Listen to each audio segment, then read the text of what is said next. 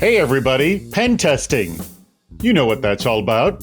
And how many times have you heard from a pen tester or you were a pen tester yourself and you found yourself or saw yourself with the same pen test report year after year?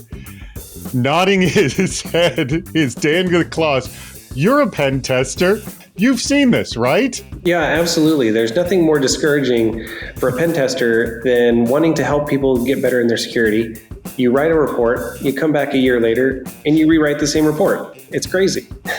It sounds in some weird way it could be beneficial for you. Like, oh, look at all this less work I have to do. But it's aggravating because you're not doing for essentially your client. It's more they're just sort of doing a regulatory requirement, yes? Yeah, sometimes people are just trying to get that box checked, but a lot of people now do recognize like, hey, these are the ways that attackers are breaking into our organizations. So we want to know how to detect them, how to prevent them, and ultimately, keep them from getting to the quote unquote crown jewels. This is Dan Klaus, by the way. He is the CEO of PlexTrack, and PlexTrack is sponsoring this great video chat we've got coming up.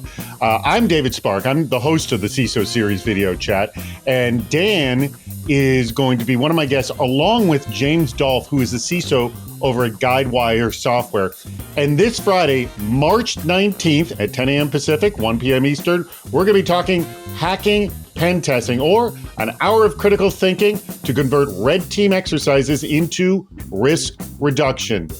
And Dan, isn't that what it's all about? Yeah, exactly. We're trying to reduce risk, but that's the whole goal of a true pen test. Here's your high risks, here's what's working, and here's what isn't.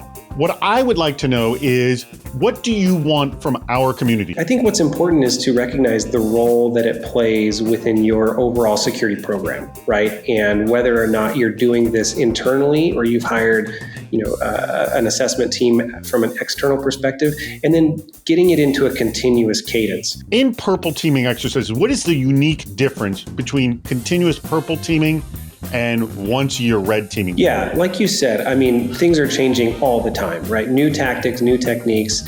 And what that annual assessment is doing is it really is kind of giving you a gauge of like, here's how we are year over year. And so what they're missing is those more nuanced techniques that are unique to their environment. And that's really what a continuous purple team exercise continues to provide. It's going to be happening on Friday, March 19th at 10 a.m. Pacific, 1 p.m. Eastern.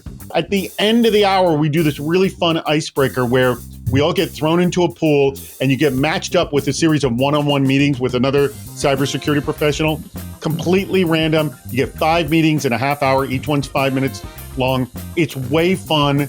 And just, it's that serendipity we all miss from going to trade shows and conferences. You get to have a little bit of it virtually. That happens at the end of the hour at 11 a.m. Pacific, 2 p.m. Eastern. The only way to participate, though, is to register. You can do that by clicking the link wherever you see this video posted, or just go to CISOseries.com and click the register for video chats button. And to remind you, it's happening this Friday, March 19th at 10 a.m. Pacific, 1 p.m. Eastern.